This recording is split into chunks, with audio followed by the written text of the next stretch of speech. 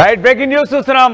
పాకిస్తాన్లో ముఖ్యంగా పెహల్గాంలో దాడులు జరిగిన తరువాత పరిస్థితులు మరింత దయనీయంగా దారుణంగా మారిపోయాయి. నిజానికి మాట్లాడాలంటే అక్కడ పరిస్థితి ఎలా తయారైపోయిందంటే అడుక్కు తినే పరిస్థితి. ఎగ్జాక్ట్లీ. ఎందుకంటే చాలా దయనీయంగా మారిపోయింది అక్కడ ప్రజల పరిస్థితి కూడా. వాళ్ళ జీవన ప్రమాణాలు మరింతగా మందగించాయి.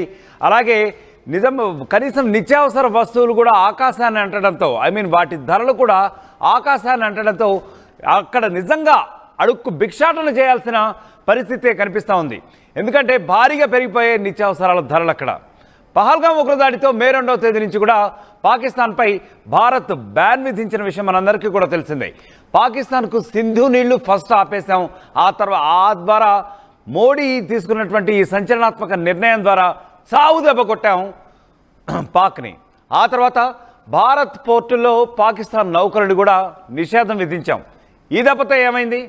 పాకిస్తాన్కి ఏ విధమైనటువంటి ఎగుమతులు కానీ అటువైపు నుంచి వాళ్ళకి కావలసినటువంటి నిత్యావసర సరుకులు అనుకోండి, ముఖ్యంగా భారత్ నుంచి వెళ్ళవలసినటువంటి కొన్ని కీలకమైనటువంటి ఆహార పదార్థాలు కూడా ఆపేశాం మనం. ఆ తర్వాత పాకిస్తాన్ ఎగుమతులు దిగుమతులపై ఇది తీవ్ర ప్రభావం చూపింది పహల్గాం దాడి అని చెప్పి కేవలం మనం కాదు, అక్కడి పత్రికలే దుమ్మెత్తి పోస్తున్నాయి. అక్కడి ప్రభుత్వాల తీరుపైన, ఇంకా పాకిస్తాన్ సైన్యం తీరుపైన, వాళ్ళ యొక్క వివిధ రకాలైనటువంటి తీవ్రవాద ఆలోచనలపైన కూడా అక్కడి ప్రజలే మొహాన ఉమ్మేసే పరిస్థితి అయితే వచ్చింది. కరెక్ట్గా ఆ విజువల్స్ మనం చూసినాం యాక్చువల్గా. ఎందుకంటే అక్కడ ప్రజాప్రతినిధులు కానివ్వండి, అక్కడ పత్రికలు కానివ్వండి, వీళ్ళే దుమ్మెత్తి పోసే పరిస్థితి అయితే వస్తుంది. అఫ్కోర్స్ పహల్గాం దాడి జరిగి దాదాపు 2 నెలల పైనే అవుతోంది. ఆ తర్వాత వెళ్ళి మోడీతో చెప్పుకోండి అన్నారు. చెప్పాం, ఏమైందో చూశారుగా. దెబ్బకి operation Sindoor is just a trial అని చెప్పాం. దెబ్బకి తోక ముడిచి పారిపోయారు. It was just a trial. అదే కనుక తీవ్రస్థాయిలో అనుకున్న స్థాయిలో భారత్ కనుక మీపై దాడి చేస్తుంటే ఇక మీ పరిస్థితి వర్ణనాతీతంగానే ఉండేది. ఇప్పటికే అసలు చాలా అక్కడ భిక్షాటం చేయాల్సినటువంటి పరిస్థితులు అయితే వచ్చేసాయి. సో ముఖ్యంగా ఇక్కడ దేశ ఆర్థిక వ్యవస్థ పాకిస్తాన్ది అతలాకుతలం అవుతున్నట్లుగా తెలుస్తుంది. భారతీయ పోర్టుల్లో పాకిస్తానీ నౌకలు నిషేధించడంలో ఎగుమతులు దిగుమతులపై తీవ్ర ప్రభావం ఇప్పటికే పడిపోయింది. ఫలితంగా నిత్యావసర వస్తువులు కూడా చాలా పెరిగిపోయాయి. పాకిస్తాన్ పత్రిక డాన్ కూడా, అంటే అక్కడ పత్రికలే కొన్ని ఈ అంశాలపై దుమ్మెత్తిపోస్తున్నాయి. అక్కడ ప్రభుత్వాన్ని తిట్టిపోస్తున్నాయి. మీరు చేసిన వెధవ పనికి, మీరు చేసినటువంటి దిక్కుమాలి చేష్టలకి పోయి ఇండియాతో పెట్టుకోవద్దురా అంటే ఆఖరికి ఇండియాతోనే పెట్టుకున్నారు. ఇది పర్యవసానం. మోడీతో చెప్పు అన్నారు కదా మన సైడ్ నుంచి తీవ్రవాదులు. ఏమైంది? మోడీతో చెప్తే ఇదే అయింది. దెబ్బకి కనీసం మనకి తిండి కూడా లేని పరిస్థితి అయితే వచ్చేసింది మీరు చేసినటువంటి దరిద్ర పనుల వల్ల అని చెప్పి డైరెక్ట్గానే అక్కడి ప్రజలు శాపనార్థాలు పెట్టే పరిస్థితి అయితే ఉంది. అక్కడ ప్రభుత్వంపై భారీ నౌకలు కరాచీ పోర్టులోనే లంగర్ వేసుకుని ఇప్పటికీ కూడా ఎదురు చూస్తున్నాయట. అలాగే భారత పోర్టుల్లో ఏ విధమైనటువంటి అనుమతి కూడా లేకపోవడంతో సర్వసాధారణంగా జరగాల్సినటువంటి ఎగుమతులు దిగుమతుల్లో 30 నుంచి 50 రోజుల మేర డీలే జరుగుతున్నట్లుగా కూడా మనకి తెలుస్తూ ఉంది. అలాగే రవాణా ధరలు, లాజిస్టిక్స్ ధరలు, బీమా ఖర్చులు కూడా గణనీయంగా పెరిగినట్లుగా కరాచీకి చెందిన పలు వ్యాపారులు ఇప్పటికే వాపోతున్న పరిస్థితి. నిజానికి వాపోవడం అనం మనం ఇక్కడ, ఎందుకంటే వాళ్ళు రోడ్డును పరిపోయినటువంటి పరిస్థితి ఉంది ఇక్కడ. రైట్. ఆ తర్వాత ముఖ్యంగా మనం ఏం చేస్తామంటే సింధు జలాలు మరొక వైపు నుంచి మూసేసాం. యాక్చువల్గా సింధు జలాలపై నిషేధం విధించాం.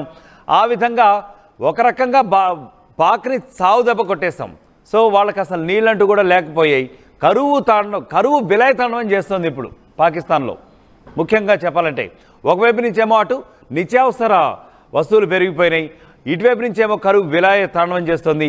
మరొక వైపు చీనా నదీ జలాలపై కూడా పూర్తిగా నిషేధం విధించేస్తాం.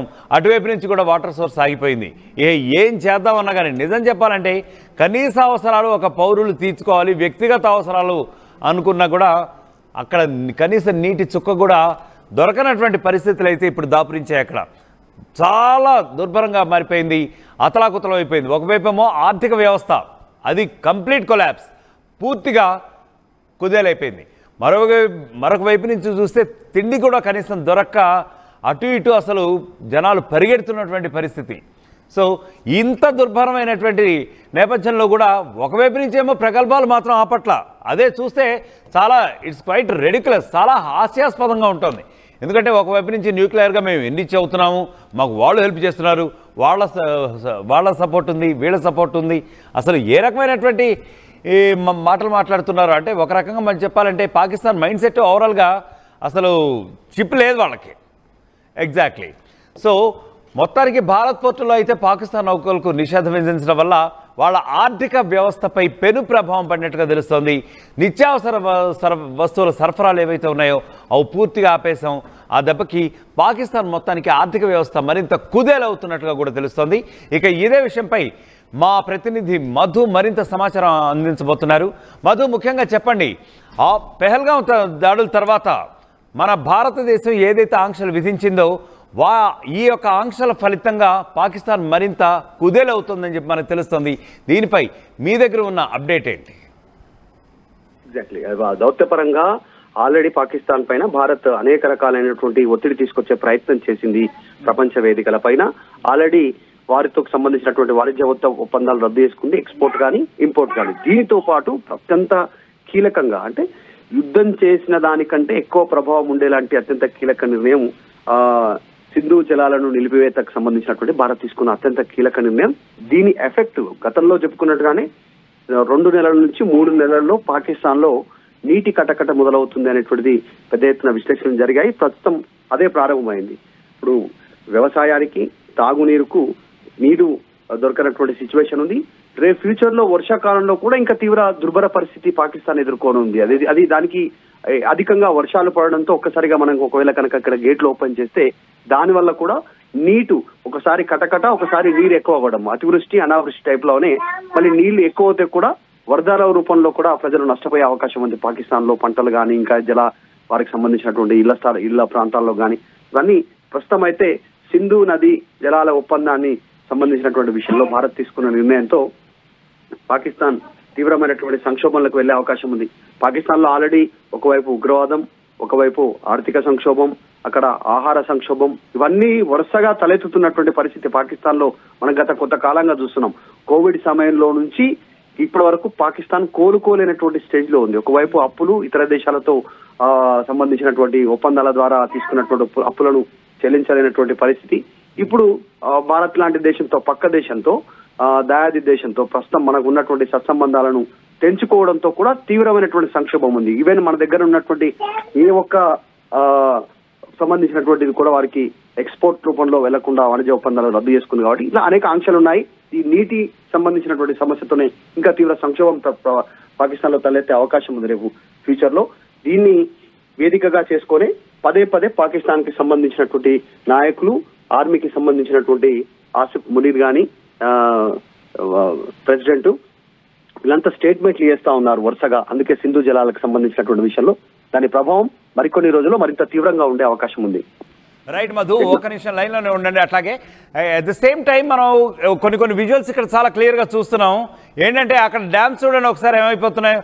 పాకిస్తాన్లో ఉన్నటువంటి పరిస్థితి కళ్ళ కట్టినట్టుగా ఆర్టీవీ మీకు చూపించే ప్రయత్నం చేస్తుంది. అక్కడ చూడండి, అదేదో స్టేడియం అనుకున్నారా, లేకపోతే అదేమన్నా మామూలుగా క్రికెట్ గ్రౌండ్లో మీకు ఏమైనా కనిపిస్తుందా? ఎందుకంటే కొంతమంది పిల్లలు కూడా అక్కడికి వెళ్ళి ఆడుకుంటున్నటువంటి పరిస్థితి. ఎంత హాస్యాస్పదం, అది ఎంత రెడిక్యులస్.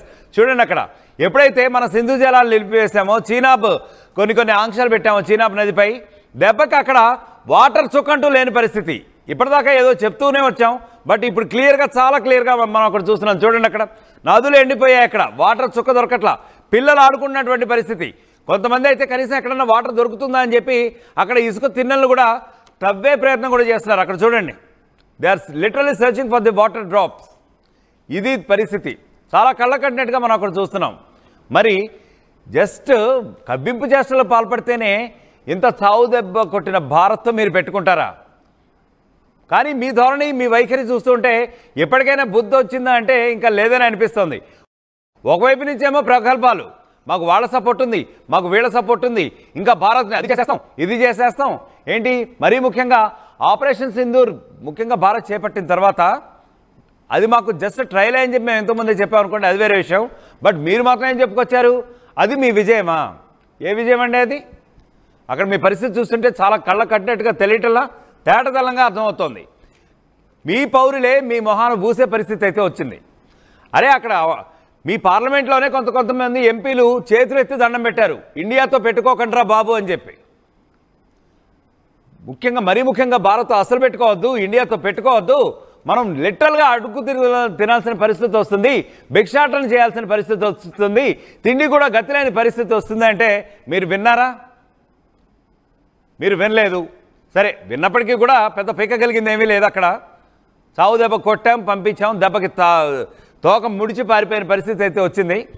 మీ అంతర్గత పరిస్థితి కూడా ఏంటి అనేది చెప్తున్నాను నేను. అక్కడ మీలో ఐక్యత ఇది. మీలో కరువు తాండవం అక్కడ విలయ తాండవం చేస్తోంది. కనీసం పుట్టెడు గింజలు కూడా దొరకనటువంటి పరిస్థితి, పంటలు కూడా పండించుకోలేనటువంటి పరిస్థితి. సో అక్కడ చాలా క్లియర్గా చూస్తున్నాయి ఇక్కడ విజువల్స్ని బట్టి. సో ఆర్టీవీ స్క్రీన్పై ఎక్స్క్లూజివ్గా ఇక్కడ విజువల్స్ కూడా మనం చూస్తున్నాం. అదిగో డ్యామ్, అదిగో చూడండి, ఆ డ్యామ్ కూడా ఎండిపోయిన పరిస్థితి. ఇటువంటి డ్యామ్లు ఎందుకంటే ముఖ్యంగా మన సింధు జలాల ద్వారానే పాకిస్తాన్లో పంటలు కూడా పండే పరిస్థితి ఉంది. ఇది బేసిక్గా మనందరికీ కూడా తెలిసిన విషయమే. సో ఉగ్రవాద పోకడలు పోయి మమ్మల్ని రెచ్చగొట్టి ఆఖరికి ఏదో కొరితో తలగొక్కున్నట్టుగానే ఉంది మీ పరిస్థితి. ఆఖరికి తిండికి గతిలేక అల్లాడుతుంది ఆఖరికి మీరు. ఇది మీ పరిస్థితి. ఇప్పటికైనా మీరు తెలుసుకుంటే అది మీకు మంచిది, రెండు దేశాల మధ్య కూడా సఖ్యతకు మంచిది. ఇక ఇంతకు మించి మానవతలు ఎవరు కూడా ఇంకో విధంగా కూడా చెప్పలేరు. సో దానికి సంబంధించిన విజువల్స్ మనం ఇక్కడ చూస్తున్నాం. పాకిస్తాన్ ప్రజలు ఏ విధంగా చుక్క నీరుకి కూడా గతి లేకుండా అల్లాడుతున్నారు.